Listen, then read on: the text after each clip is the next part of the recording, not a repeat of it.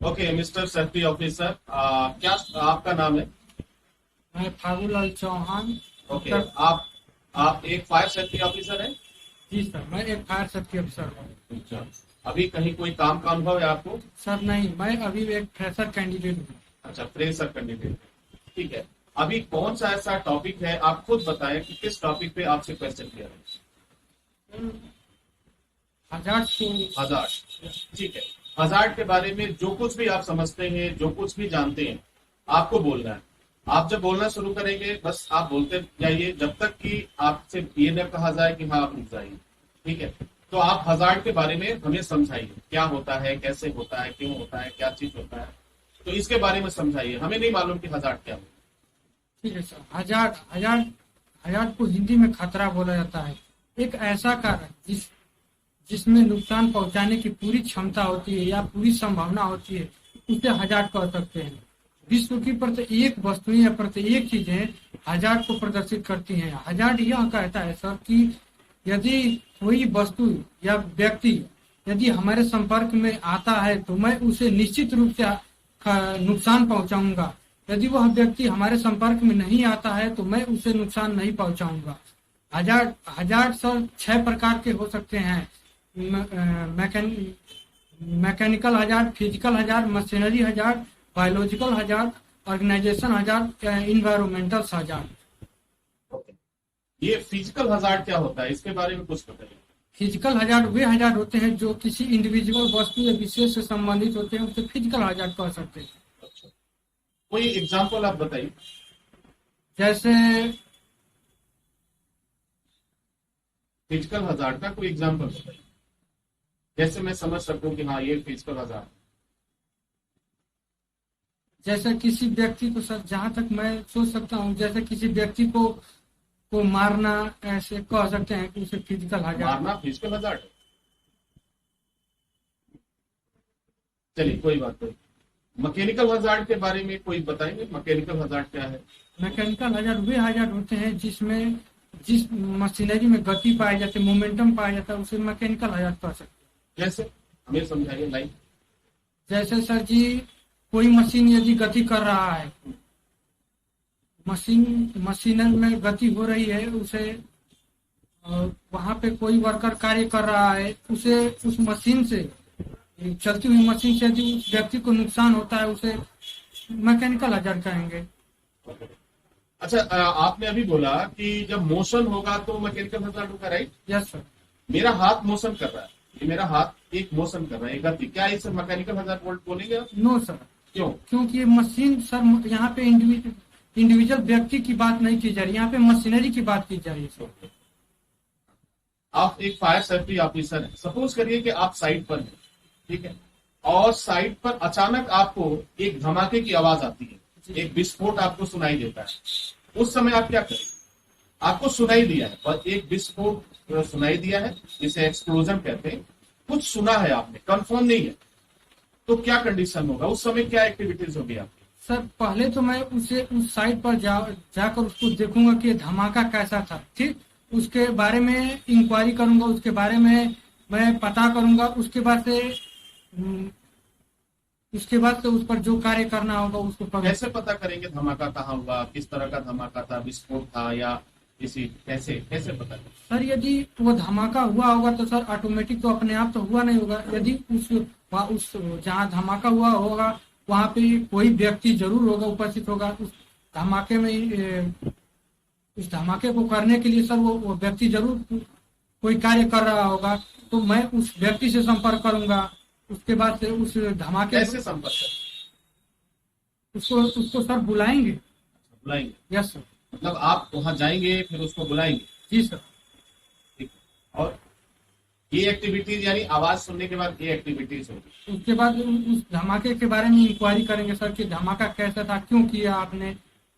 चलिए सपोज करिए कि आपकी जो जॉब लगी हुई है एक खिलौने की फैक्ट्री में लग गई, ठीक है, एक खिलौने की फैक्ट्री है, उसमें आप as a fire safety officer की जॉब लग गई। या आप सपोज करिए कि आपका ये जो पोस्ट जो है गल्फ के में हो, इंडिया में हो, कहीं भी, लेकिन वो खिलौने की फैक्ट्री है, उसमें काफी लोग काम कर रहे हैं, है ना, उसमें काफी लोग काम कर रहे हैं, ऑटोमेटिक मशीन चल रही है। अचानक एक दिन एक थर्ड पार्टी इन्वेस्टिगेटर आता है, यानी कोई जांच अधिकारी आता है और वो बोलता है कि मुझे फायर सेफ्टी ऑफिसर से मिलना है, और आपको वहां भेजा जाता है।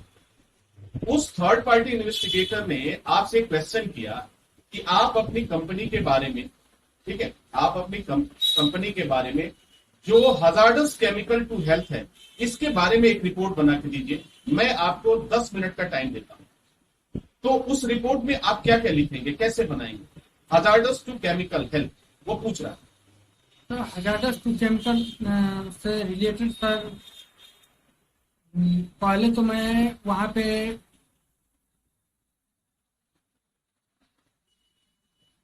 Hazardous to chemical to health, उस थर्ड पार्टी इन्वेस्टिगेटर का ये पूछना है कि आप अपनी कंपनी के बारे में मुझे ये बताइए, जो हजार्डस केमिकल हैं जो हेल्थ को नुकसान पहुंचा सकते हैं, वो क्या क्या है, वो उसी के बारे में पूछ रहा है आपसे, वो रिपोर्ट पूछ रहा है। तो आप क्या उस रिपोर्ट में क्या मेंशन करेंगे, क्या लिखेंगे? सर उसमें पहले मैं हजार्डस टू केमिकल से रिलेटेड ही लिखूंगा, उसमें कुछ पॉइंटेड है, जैसे इरिटेंट को नोट करूंगा, और ठीक बोल रहे हैं आप, और आगे बोलिए, घबराइए नहीं, आप बताइए। हार्मफुल को भी नोट कर सकता हूँ, जिससे उसमें कुछ नुकसान हो रहे हैं उसको बताऊंगा। Okay fine. नेक्स्ट क्वेश्चन, आप एक फायर सेफ्टी ऑफिसर हैं, तो आखिर वास्तव में एक कंपनी आपको क्यों रखेगी? आखिर क्या वजह है कि फायर सेफ्टी ऑफिसर को वो कंपनी रखती है, और आप साइट पे क्या करते हैं, क्या करेंगे जाकर? सर कंपनी एक फायर सेफ्टी ऑफिसर को एक सेफ्टी ऑफिसर के रूप में भी रखती है, जैसे कि किसी भी कार्य को माने करने के लिए वह सेफ्टी के बारे में उसके पास जानकारी होता है, इसके माध्यम से भी कंपनी रख सकती है फायर सेफ्टी ऑफिसर को। अच्छा, आपकी मुख्य ड्यूटी क्या है? आप सपोज करिए कि आपको ये जॉब मिल जाता है, तो और साइट पे आपको भेजा जाता है, तो आप सबसे पहले क्या करेंगे जाकर? सर्वप्रथम मैं जहां तक मेरी उम्मीद है सर, मैं एक फ्रेशर कैंडिडेट, तो मैं कुछ इंक्वायरी कर सकता हूँ, किसी के अंडर मेरा होकर। कंपनी तो आपको कहीं ना कहीं भेजेगी, कोई ना कोई रोल देगी, तो अभी आपने एक शब्द का इस्तेमाल किया, इंक्वायरी करेंगे, किस बात की इंक्वायरी करेंगे? सेफ्टी ऑफिसर के तौर पर सर, किसी से इंक्वायरी करेंगे ना, किसके पास जाएंगे? एमडी के पास जाएंगे, डायरेक्टर के पास जाएंगे, एम्प्लॉयर के पास जाएंगे, कहाँ जाएंगे? सर एम्प्लॉयर और इंजीनियर से सर पूछताछ कर सकते हैं। एम्प्लॉयर से पूछताछ करेंगे, क्यों, उन्होंने कौन सा अपराध कर दिया है, क्या पूछताछ करेंगे? पूछताछ तो तब होती है जब कि इस तरह की बात है। सर आप एज एक जो है न्यू एम्प्लॉई है, आप जा रहे हैं जॉब करने के लिए, तो वहां की जो एक्टिविटीज होगी वो क्या होगी, आप क्या मतलब कुछ इसके बारे में? मैं जानता हूँ आप फ्रेशर कैंडिडेट है, बहुत अच्छी बात है, लेकिन कुछ तो होगा, कुछ तो आपने सीखा होगा, कुछ तो कि वहां पे जाने के बाद हमें क्या करना होता है, आपकी जिम्मेदारियां क्या होगी, रिस्पॉन्सिबिलिटीज क्या होगी, इसके बारे में आप कुछ बताइए। सर ज्यादा कुछ तो नहीं सर, फायर सेफ्टी के बारे में कर सकते हैं। और सिर्फ फायर सेफ्टी ऑफिसर का मुख्य काम क्या होता है? एक फायर सेफ्टी ऑफिसर का मुख्य काम सर फायर से रिलेटेड और सेफ्टी से रिलेटेड, माने कि फायर और सेफ्टी दोनों से रिलेटेड वो कार्य कर सकता है। ओके, आपका तो ये दूसरा इंटरव्यू है, एक इंटरव्यू और हुआ था आपका, उसके बाद आपको दूसरी बार बुलाया गया, ठीक है, ये दूसरा इंटरव्यू है। क्या लगता है कि आपको ये जॉब मिलेगा या नहीं मिलेगा? जो आंसर आपने दिया, आपको क्या लगता है? सर जहां तक उम्मीद है सर कि ये तो सर आपको क्या लग रहा है? ये तो ठीक है, आपको क्या लग रहा है, ये जॉब आपको मिलेगा या नहीं मिलेगा? Sir as you like sir, जैसे आप समझ सकते हैं। नहीं, मेरा क्वेश्चन आप समझे नहीं, मैं कह रहा हूँ कि ये जॉब, जो भी आज हम लोगों की बातचीत हुई, हमने शुरुआत किया कि ये जॉब मैं आपको दूंगा, आप एक टॉपिक बताइए, मैं उसी पे क्वेश्चन करूंगा, मैंने उस पे क्वेश्चन किया आपसे। तो आपको क्या लगता है, इन सब जवाबों को देने के बाद क्या लगता है? मैं ये जानना चाहता हूँ कि आपको जॉब मिलेगा या नहीं मिलेगा, मैं ये जानना चाहता हूँ। आप क्या सोचते हैं ये मैं सोचता हूँ, मैं क्या करूंगा ये तो छोड़ दीजिए। सर मैं तो सर जॉब लेने के ही लिए आया हूँ और इंटरव्यू दे रहा हूँ सर, जॉब लेने के लिए। ओके, कितनी सैलरी की उम्मीद करते हैं आप इस कंपनी से? सर मैं एक फ्रेशर कैंडिडेट हूँ, इसलिए सर जितना सर कंपनी दे सकते हैं उतना ही मैं एक्सेप्ट मतलब Accept जितना कर- दे सकती है, मतलब क्या? जो भी कुछ जो कुछ भी, अगर कंपनी आपको कहे कि भाई 1,000 रुपए में काम करें, तो काम करेंगे आप? आपको सर करना पड़ेगा, क्योंकि मैं एक प्रेशर कैंडिडेट हूँ। और नहीं, फ्रेशर कैंडिडेट तो है आप, लेकिन फ्रेशर कैंडिडेट की मतलब अगर कंपनी बाई द वे, ऐसा तो होता नहीं है, लेकिन अगर कंपनी कहे कि मैं ओनली 1,000 पर मंथ दूंगा, तो आप काम करेंगे? सर कुछ जान पाने के लिए, कुछ जानने के लिए सर करना तो पड़ेगा सर। करना पड़ेगा, इट मीन आप काम करेंगे? जी सर। Okay, fine. अगर सपोज करिए कि आपको ड्यूटी दे दिया गया, आपको काम काम पे है, ऑन ड्यूटी है आप, और आपका एक फ्रेंड है, कोई वो भी सेफ्टी फील्ड से ही, और उसे मात्र 5 या 10 मिनट की आवश्यकता पड़ रही है। जैसे कि मान लीजिए उसके फादर आ गए, उसकी मदर आ गई, उनसे मिलना है उनको, और वो ड्यूटी पर है, आप उसके इंचार्ज हैं, उसके सीनियर हैं, आपका दोस्त भी है वो आपसे कहता है कि मिस्टर चौहान 10 मिनट के लिए मैं जा रहा हूं, आप जरा मेरी साइड देख लीजिएगा, क्या करेंगे उस समय? जाने देंगे या मना कर देंगे? सर उसको जाने तो देंगे, लेकिन उसका कुछ सर रूल है। क्या रूल है, बताइए। या कि वह 10 मिनट के लिए जाए या फिर आधा घंटा के लिए जाए, जा सकता है, लेकिन उसको पहले रिटन में लिख कर देना पड़ेगा। कुछ रिटन में उसको लिख कर देना पड़ेगा कि मैं इतने मिनट के लिए साइट छोड़कर जा रहा हूँ और अपने कार्य को मैंने कुछ समय के लिए बंद कर दिया हूँ, या फिर आप मेरे कार्य को देख सकते हैं, और मैं उसको रिटर्न में मैंने वो लिख कर मुझे देगा।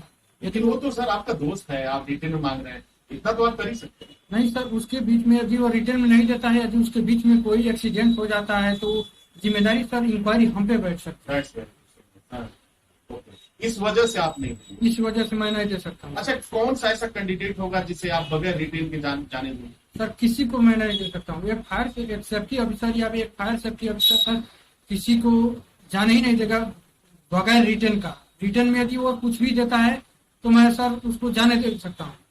रिटर्न में यदि वो नहीं देता है तो मैं उसे नहीं जाने दूंगा। ओके, फाइन, ठीक है। आपका इंटरव्यू जो आज रहा अच्छा रहा, और इसका जो भी रिजल्ट होगा आपको इन्फॉर्म कर दिया जाएगा। ठीक है, आप थोड़ी देर वेट करिए। ठीक है सर। ठीक है।